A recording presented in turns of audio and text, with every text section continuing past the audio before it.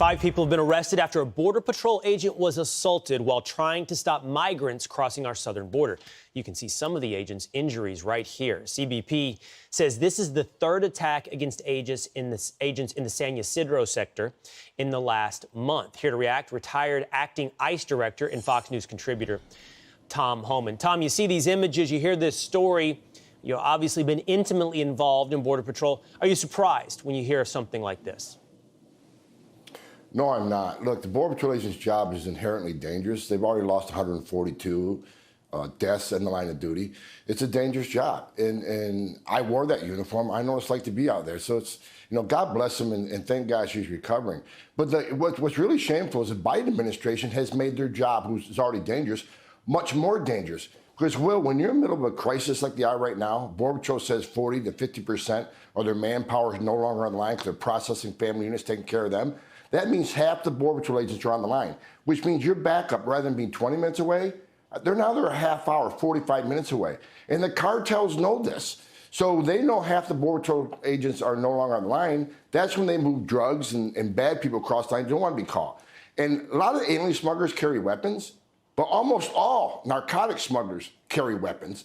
So the incidents involving firearms and fights are skyrocketing because of the nature of the crisis on the border. That's 2 fascinating stats you just gave us. So first of all, half of Border Patrol agents are called off the line to be involved in essentially a humanitarian effort in providing care to illegal immigrants. But the other stat you gave us, 142 agents have lost their life in the line of duty. Tom, over what kind of time period is that? And by the way, while I'm asking you about that, in what manner do Border Patrol agents often lose their life?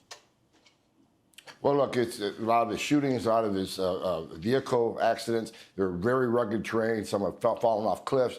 And let me mention one other thing I forgot to mention, though. There has been 10 COVID deaths, in the line of duty COVID deaths, because they've been put in a position with COVID coming across that border, thousands a day, and because the Biden administration is ignoring Title 42 for families and children and adults from other parts of the country, these officers are not only put in harm's way every day because of the violence.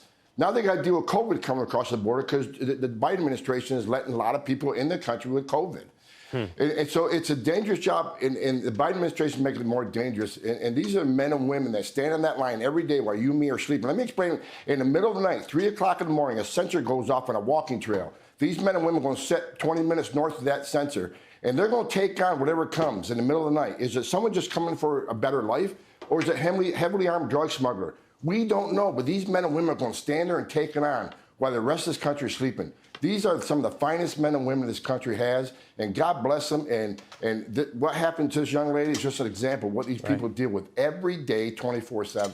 Let's take a quick look at this, Tom. There's this new video that shows the arrest of illegal immigrants hiding in a storm drainage system in Texas. I don't know if we've got that video we can put up on screen. Yeah, there we go. 10 of them. Down in the storm drain coming out. You look at this, Tom, what do you take away from that? Again, the criminal cartels are taking advantage of the humanitarian crisis. They send large groups of families and children through one part to tie all the Border Patrol up so they can sneak others that don't want to get caught through other parts of the border. Cartels making a lot of money smuggling children and families to the border to turn themselves in, but they really make the money on narcotics and smuggling people to their final destination like Chicago and New York. That group was going to be picked up by a smuggler, taken to a safe house someplace where they're going to wait for payoff. Relatives or somebody's going to wire them money to get them the rest of the way to Chicago. Right. That's where they make a lot of their money. So that we need to keep a focus on that. This is just not a humanitarian crisis. The smugglers are still in a great business of smuggling people into the interior of the United States to their final destination, and many of them will be carrying fentanyl. Over 90,000 fentanyl deaths in this country because of this crisis and because of the open border. Yeah, this one hasn't gone away. Attention's been focused elsewhere, but this crisis hasn't gone away. Tom Homan, thank you so much.